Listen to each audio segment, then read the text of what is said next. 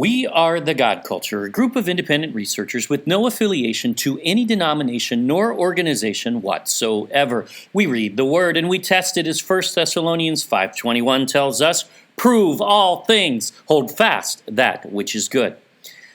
And man, it is good to be in His presence in all things. The time has come that we all understand this highly debated topic of the Sabbath. As this is a continuation, let's jump right in. Does Scripture say Messiah kept the Sabbath? Let's see. Let's begin with the first prophecy of Messiah in the Bible, Genesis 3:15. Yahuwah warns the serpent, and I will put enmity between thee and the woman, and between thy seed and her seed. That's Messiah. It shall bruise thy head, and thou shalt bruise his heel. Messiah is the seed of the woman, the Son of Man, as he called himself, and he begins to appear in the beginning of Scripture, not only at creation, which he is the creator. He's one of them. Him and Yahuwah created all things, including the Sabbath, because that would be part of all. But here we have the first prophecy of his coming in the flesh. And here's another. Here's the first prophecy in the book of Jubilees, and it is powerful. By the way, even if Jubilees was written in 200 BC, which was a copy that was dated at that time, not the original, but a copy, that's still more than 200 years before the New Testament was written. So this still is applicable. Jubilees 16:26. And he, Abraham, blessed his creator. Wait a minute. Is that not the exact wording of Noah's law we covered? He's following Noah's law right there. Sure is. Who had created him in his generation? For he had created him according to his good pleasure. For he knew and perceived that from him, from Abraham, would arise the plant of righteousness for eternal generations. Who's that? You know. And from him a holy seed, so that it should become like him who made all things. How does it become like him who made all things? It is him who made all things. Who is the plant of righteousness for eternal generations? That is only Messiah. No one else could ever fit that. He is the holy seed, which, by the way, would include keeping the holy, set-apart, sanctified day of Sabbath, which he created. And wait a minute, what's this last part? Who made all things? What? Who is that? Well, that is the origin of John 1. In the beginning was the Word was with God, the Word was God, right? And by him all things were made. Same language, but better than that, you will not find it, not in doctrine, anywhere in the entire Old Testament. Not that Messiah created all things, not that he is the creator. It's not there. Again, John 1 says the very same thing as Jubilees because it's quoting it. If he made all things in creation, then he also made the Sabbath. Oops. So you mean when he says he is Lord of the Sabbath, he's not declaring himself just in the Gospels for the first time? Indeed not. He has always been from the beginning. He created the Sabbath. So to then say, after he declares himself Lord of the Sabbath even, he does away with it, is simply wrong, and there is no way to justify such doctrine of men. It is nonsense. In fact, as we covered last video, Messiah was in heaven prior. Heaven, according to the heavenly tablets, kept the Sabbath from the beginning. Therefore, Messiah kept the Sabbath from the beginning. Not just as a man in the flesh, but prior to that, for thousands of years, and since he created it. To abandon it after thousands of years makes no sense and shows that whatever elements of the church and scholarship are saying such have no clue what Scripture says or whom he even is. He never says he does away with it, nor even provides a reason for such, and he would have to.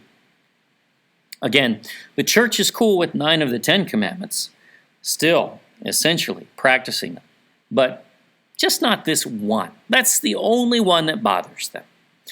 Does Scripture demonstrate him keeping the Sabbath? Well, we will deal with the so-called claims of his breaking the Sabbath. In fact, just read a comment on YouTube just this morning that someone was actually sitting there and spouting off in absolute nonsense. Obviously, he's never even read the entire New Testament, saying that Yahusha never kept the Sabbath. The apostles never kept the Sabbath. Really?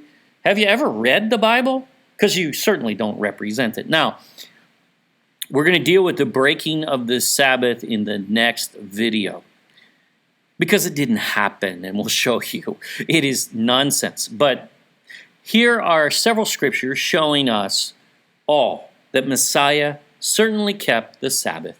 It is his Sabbath. Luke 4:16, and he came to Nazareth, where he had been brought up, and as his custom was. Do you see that? He went into the synagogue on the Sabbath day and stood up to read. First, what was the custom of Messiah? This scripture doesn't just document he kept Sabbath from the day his ministry began. No, but it was his custom even before, or in other words, since birth, all of his life. So he kept it in heaven since the day it was created, because if he didn't, he'd be unrighteous, and he cannot be unrighteous. And since he became flesh, he also kept it at least until his ministry began, although we're going to go further here, and you'll see he kept it all the way to the end. In fact, he rose on the Sabbath. Ooh, how about that? So, he created it, and he kept it. He is Lord of the Sabbath. Let's keep going, though. And I'll move through the rest pretty quickly, because this is just to demonstrate he continued to keep the Sabbath, and he did. Here are just some examples, and we will cover more in the next video as well. Here are a few from Mark 1:21. And they went into Capernaum, and straightway on the Sabbath day he entered into the synagogue and taught. He's keeping the Sabbath. 6:2. And when the Sabbath day was come, he began to teach in the synagogue. 15:42. And now when the evening was come, because it was the preparation, that is, the day before the Sabbath. You'll see Sabbath mentioned throughout the New Testament, and we'll cover next in part 4. We're going to cover that the apostles kept the Sabbath, and we're going to deal with Paul directly. Here are some from Luke 4:16. And he came to Nazareth, where he had been brought up.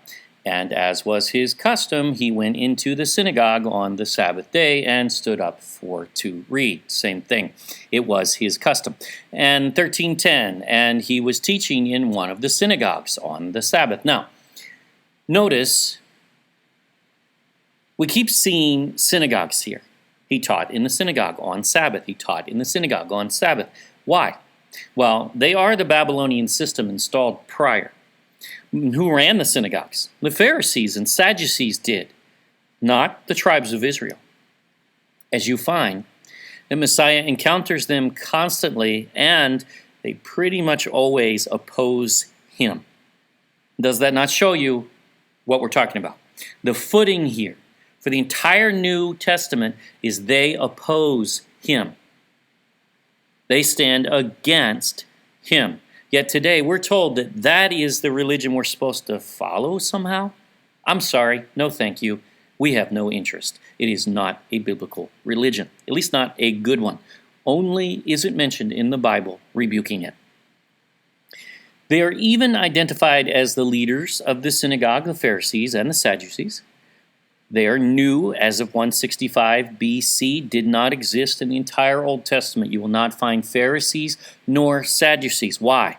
Well, they did exist. They existed in Samaria, but they did not exist in Israel in the temple. Didn't exist. Those were Levite priests back then, the ones that were legitimate and supposed to be there, the keepers of Scripture who taught Scripture and kept it in Qumran, and we found their very library, and that too has been suppressed by these same Pharisees who don't believe the Bible, don't teach the Bible, know nothing of Torah except for how to profane it. Yet he warns about Pharisee leaven or hypocrisy. Yes, it's not just sin, it is hypocrisy specifically. It is not broad in general. He calls them hypocrites, calls their traditions. Now a sweeping rebuke, that is, of all things Pharisee, understand that, against his commandments. They render his word of none effect. What does this mean? He was not endorsing synagogues by going there. No. Nor did he endorse the second temple, which was already defiled at that time, by going there. In fact, if it was the true temple, and it was truly operating in his way, he would be there all the time. He would be there very regularly, not just at feasts. And notice most of his ministry was outside of there. And there is a reason for that. He was making a statement. They were steeped in Pharisee leaven, these synagogues. That's what they were teaching the people. The whole of both Judea and Samaria, not a lost tribe land anymore, understand. But the Pharisees ran Samaria because they ran it before. They are Samaritans. We have the same today in churches all over the world who go around and establish this Babylonian concept of synagogues. They call them churches now, but they're synagogues. It's the same concept. It's from Babylon. It is not from Scripture. Not all, but most indeed. However, Messiah still went, and he kept the Sabbath, not the Pharisee manipulation, and he taught people the true Sabbath, even by example, which is why he did things on the Sabbath that would definitely profane the Pharisee Sabbath, but not the true Sabbath, which he created, understood better than anyone, and explains in plain language for us all to understand. Let's deal with one, in fact, right now. John 7:22, because it also fits this topic, this part of it. Moses therefore gave unto you circumcision, not because it is of Moses, but of the fathers, those before Moses, hello. And ye on the Sabbath day circumcise a man. What is he talking about? Breaking the Sabbath? Is he telling people to break the Sabbath? No. He's explaining to the Pharisees that if a man is to be circumcised on the 8th day, according to the law, period, that law is to be carried out even if it's on the Sabbath, and it does not break the Sabbath, not his Sabbath. And by the way, even the Pharisee Sabbath, because they do it too. So then, to claim that he broke the Sabbath is really backwards reasoning when you think about it. He did not break nor tell anyone to break the Sabbath, nor is he saying that here. He's pointing out their own hypocrisy of their own changed Sabbath and an area where they do not observe their own Sabbath. That's what he's doing here. He is saying it has always been lawful, period. However, I am bringing this verse in now in this video for a reason. Notice what Messiah is doing here. He is also identifying Moses gave Israel circumcision as a law, and he did. He certainly did. But the law was not from Moses, not the law of circumcision, but of the fathers before. This is because the whole of the law existed before. Abraham is the first example of circumcision, not Moses, that we see in Scripture. But again, that doesn't mean that it didn't happen before, because it was not new. Moses renewed covenant, renewed law. He didn't create his own. And again, Yahuwah wrote that law with his own finger. And yet we're supposed to do away with it and ignore it now? Does that make any sense? See, circumcision as well is another piece of the law. Yes, it began with Abraham in Scripture. That's the first time we see it. But that does not mean that there was no circumcision before that. It does not. You will not find a Scripture that says it was the very first time ever. Because things were forgotten, as we've seen and established the pattern in previous videos in this series. That pattern's been there all along. Man forgets, man renews, man forgets, man renews, man forgets, man renews. It's our pattern. It is the way of man, and it's unfortunate that that is the case, but it is the case. We continue to rebel against him. That's what we do. It's not what we should do, but it's not what we have to do, but it is what we do, unfortunately. So we are supposed to believe that the patriarchs met Yahuwah face to face, yet Yahuwah neglected and forgot to express his law. Yet it says he expressed his law. What part of that do we not get? Neglected to love them? Yeah, that's what that thinking is really saying. His law is love, not burden. He gives it to us because he loves us, just as you do with your child. When you tell them not to touch that stove because they'll burn their hand, you do it because you love them. And you want them to keep that commandment, do you not? I mean, you don't want them to be burned. But guess what?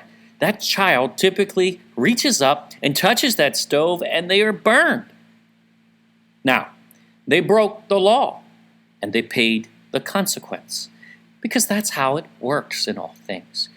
He gives it to us because he loves us, not as a burden, nor is it ever a burden in any sense, truly. Yeah, you have to sacrifice a little to rest one day a week. But that's really not much of a sacrifice when you think about it. It is a wonderful thing.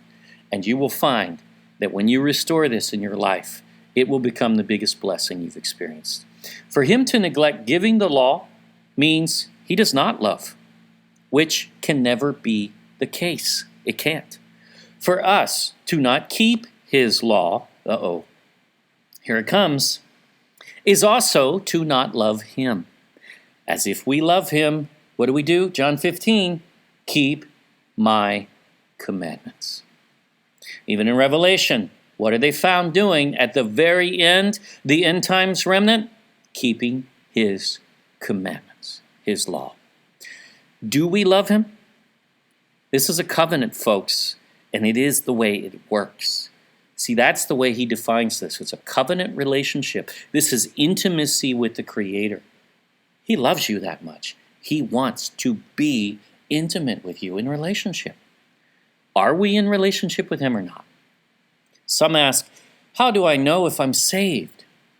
And that used to be a really tough question. I mean, of course, you'd have the criteria, well, if you believe in your heart, confess with your mouth, blah, blah, blah, blah, blah. If you said a prayer and check the box, you're saved forever. No one can take it from you, except that's not actually Scripture. No doctrine ever in the Bible espouses that, not even Paul. Never happens. You are either in relationship, and you know it if you are, or you are not. And that's it. If you have to ask, it's one of those kinds of things, then you are not. Period. For the church to create such doubt with shallow salvation doctrine that only requires saying a prayer and we're saved forever, that's it, you're not going to find that in Scripture anywhere. We have searched and searched for it and cannot find it anywhere. And we used to be evangelists, and we've used that one, said it, maybe, I don't know myself, more than 1,000 times, I'm sure. It's leading the lambs to slaughter. Was that my intention? No, of course not. I thought I was helping people. I thought I was leading them to salvation. But I was not. Because salvation is relationship. It is better to teach and go deep. Overcome the stumbling blocks that are really causing people to stumble and not accept him. That matters. Telling people, say a prayer, check a box, here's 12 salvation scriptures, is meaningless and worthless and does the opposite, as Pharisee leaven always does. One person commented, drawing the conclusion that we teach Sabbath is salvation. And that, we want to call out right now, is absolutely ridiculous. Wrong. We never said that. We said knowing Him in a true relationship is and always has been, even in the Old Testament, salvation. And it is not just a New Testament concept, but also found in the Old, and we will get to that later in the series as well. But we have covered it and grafted into the kingdom in other videos. It's not a Jewish thing. This is not about becoming a Jew. If you want to become a Jew, then you're just a racist, that's all. Sorry, but that's what that is. You're basing it on race. He always says this isn't about race. This is about relationship. And that's all it's ever been about. And the relationship is for everyone, even the Jews. However, you got to do something. You have to enter relationship and seek Him first. You got to make Him your Lord. You say you're making Him your Lord. You got to actually do it in order to be saved. That's the way it works. That's what Paul's saying in Romans 10.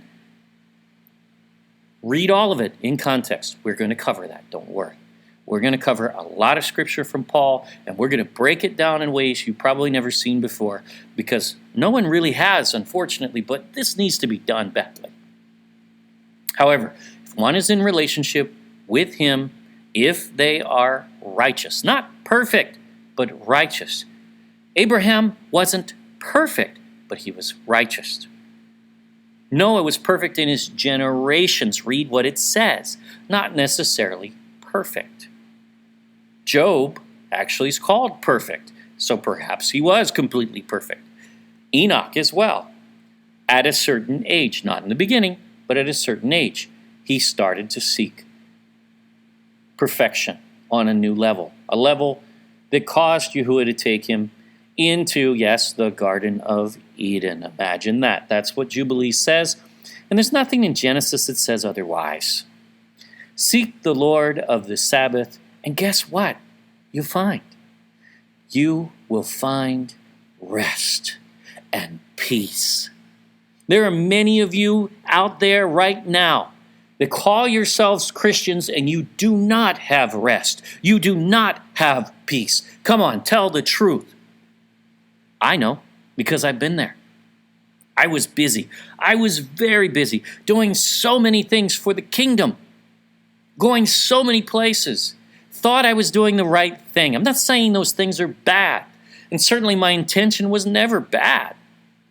But the point is, the priority is relationship with Him. You can still do those things, but you need to focus that time with Him, especially on the seventh day. I know, an unthinkable satanic concept to ask people to give Him one day with Him in His rest. How awful, how terrible. Just think about the hypocrisy of anyone opposing that, even when you just think about it on the surface. It is such a ridiculous notion. This is one of the most beautiful scriptures ever. Matthew 11:28. The Lord of the Sabbath is speaking to you, and He says, "Come unto me, all ye that labor, work, and are heavy laden, and I will give you rest." Sabbath. Take my yoke upon you and learn of me, for I am meek and lowly in heart. What do we do on the Sabbath? We learn of Him. This is a Sabbath scripture, folks. That's what this is. From the Lord of the Sabbath. And you shall find rest unto your souls. For my yoke is easy and my burden is light. His Sabbath is light. There is no burden there. Let's look at this word rest. In Greek, it's anapau.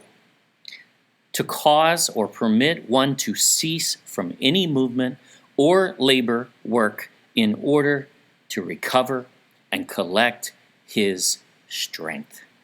Wow. That's what He wants for you. And we have rejected it. All of this time, we have rejected His rest, but He gave it to you and to me as a gift on the seventh day. This is his gift, something no one can take away from you. To give rest, refresh, to give oneself rest, take rest, to keep quiet and calm and patient expectation. This is actually what happens once a week on his Sabbath, and he's describing it here. He gives us rest. He even set it up on a time clock for you to rest once a week for a full 24-hour cycle. Rest from our labor, from our work, and those things that weigh us down. This is why he created Sabbath for you and I to refresh and rejuvenate, because we need it. We need to reboot, just like your computer. Keep using a computer without rebooting, and it will develop issues as it refreshes upon rebooting. Software updates occur upon rebooting, with most, at least with Macs. You are the same. You can't just keep going and going. And you don't have to. Get it? You don't have to. That is the burden. This is backwards in mentality. We're raised with this mentality of go, go, go, and it is unhealthy in every way, physically, mentally, and spiritually. You are not a worker bee. We are not created to be slaves. We are his creation, and we have forgotten how precious that is. We are created to rest one day a week in him. He knew this on day 6 and made the Sabbath for man, for us, for you, for me on day 7. For you. What do we do with that? Those who say, no, don't do it. Don't keep the Sabbath. It's bondage. What? How you ever heard such an insane point and accept it as logic escapes me. That is Pharisee leaven, and it confounds anyone who steps back and looks at the thinking. Do that. Step back. Look at this whole issue. Is it bondage for you to rest one day a week? Huh? Are we satanic for telling you to rest in him and spend a day with him once a week? Right. Like that has ever actually made sense. Think about it. Yet that is called church doctrine, my friends. And it's not doctrine, not of his church. It's a doctrine of man. And it's a doctrine that attacks his word and attacks his deity of being Messiah and Lord of the Sabbath. That's what it does. I'm sorry, but that's what it does. Is it Jewish to rest? That's ridiculous. Is it Judaizing to rest? What? Only if you are keeping the Pharisee false Sabbath. But his true Sabbath is disencumbered of all the extra leaven, and not a burden. His yoke is easy, his burden is light. That's what he says. Do we believe him or not? He made the Sabbath for you and for me. He is your Lord, and he is Lord of the Sabbath. Therefore, you and I and Sabbath all go together with him and in him. You were always meant to be. Even Moses recognized this. It is time we restore his Sabbath. Next, we get right to the heart of the opposition to the Sabbath. This will be awesome. Regarding Messiah specifically, and then we'll get to Paul, don't worry. Did he ever break the Sabbath? Did that actually happen? Oh, we will prove he never has and never will, in fact. Thank you for watching our Sabbath series. Please subscribe to our YouTube channel. Don't forget to click the bell. Like us on Facebook at The God Culture, _space original. Share this video with others and check out our website at thegodculture.com. Always remember to prove all things for yourself. We love you all. Yahuwah bless, and Shabbat Shalom, or Sabbath peace, if you are watching this on the Sabbath.